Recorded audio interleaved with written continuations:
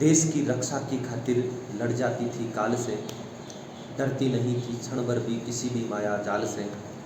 देख शक्तियाँ नारी की तीनों काल भी रुक जाते, हमारी सतियों के आगे तो स्वयं महाकाल भी झुक जाते। नमस्कार दोस्तों, मैं आपका मित्र रूप सिंह परावा।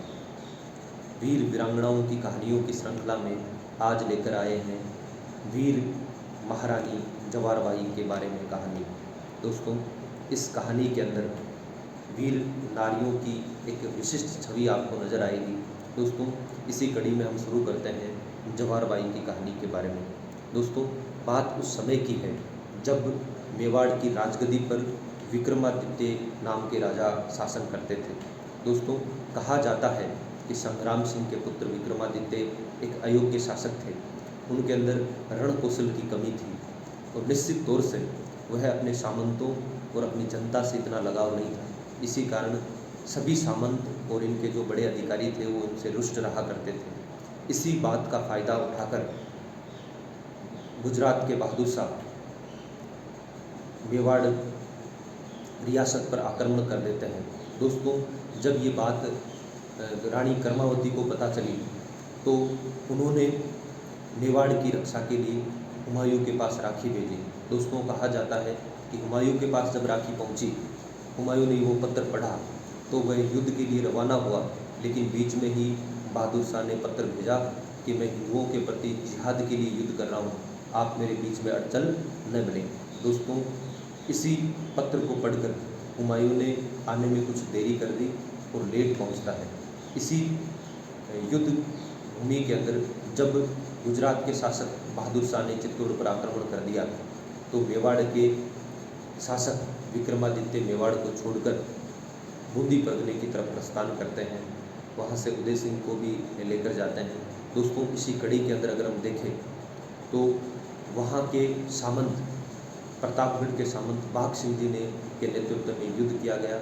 निश्चित तौर से बहादुर शाह की सेना को मुंह तोड़ जवाब दिया। दोस्तों, एक राजा के न होने के कारण एक जो सैनिक शक्ति है वो उतनी कुशलता से लड़ नहीं सकती और निश्चित तौर से इसी का फ़ायदा उठाते हुए बहादुर शाह अपनी सेना को लेकर चित्तौड़गढ़ की तरफ बढ़ता है और चित्तौड़गढ़ के अनेक सैनिक वीरगति को प्राप्त होते हैं। दोस्तों, चित्तौड़गढ़ दुर्ग की अनेक दीवारें क्षतिग्रस्त हो गई थी, टूट गई थी और टूटी हुई दीवारों का फ़ायदा उठाकर बहादुर शाह के सैनिक दुर्ग के अंदर प्रवेश करने ही वाले थे। उसी समय रानी कर्मावती के नेतृत्व में चित्तौड़ के अंदर एक जौहर जो कुंड था उसमें अग्नि प्रज्वलित की गई और लंबी लपटें आसमान को छू रही थी। वीर वीरांगनाओं की जो धड़कती हुई सतीत्व की प्राचीरें थी वो आसमान को छू रही थी और सभी महारानियों ने जौहर करने का प्रस्ताव रखा। और दोस्तों, उन्हीं महारानियों के बीच से विक्रमादित्य की महारानी वीर महारानी जवार बाई राठौड़ ने एक गंभीर आवाज़ के साथ में सभी छत्राणियों को आवाज़ दी कि हे मेरी बहनों, हम केवल जौहर करके अपने शत की रक्षा कर सकते हैं परंतु अपने देश की रक्षा नहीं कर सकते। अतः आप सभी मेरे साथ में इन यवनों की सेना से, इन बाहरी आक्रांताओं की सेना से इनका लहूपान करेंगे, इनका शीश काटेंगे और द्वंद्व गति से लड़ते हुए वीर गति को प्राप्त होंगे। दोस्तों, इस प्रकार की ललांगना की, इस प्रकार की रणचंडी की, इस प्रकार की दुर्गा की बात सुन के अनेक छत्राणियाँ इस कार्य के लिए राजी हुई। दोस्तों, उठती हुई आग की लपटें जब वो यवन सैनिक देख रहे थे तो मन ही मन खुश हो रहे थे कि निश्चित तौर से हमने विजय प्राप्त कर ली है। लेकिन उनको क्या पता कि दुर्ग में प्रवेश करने से पहले वो दुर्गा का रूप महारानी जवार बाई हमारे सामने मिलेगी। दोस्तों, सभी छत्राणियों ने पुरुषों के वेश पहने, पुरुषों के वस्त्र पहने, सूर्यवंशी राजमुकुट पहने और निश्चित तौर से घोड़ों पर सवार होकर और यवनों की सेना की तरफ आगे बढ़ी।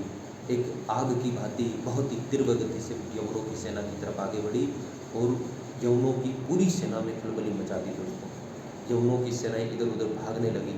जब उन दुर्गा के रूप, माँ काली के रूप में वो छत्राणियाँ लड़ रही थी तो वाकई में सूर्य, चंद्रमा, भगवान सब एकत्रित होकर उन महारानियों का गुणगान कर रहे थे।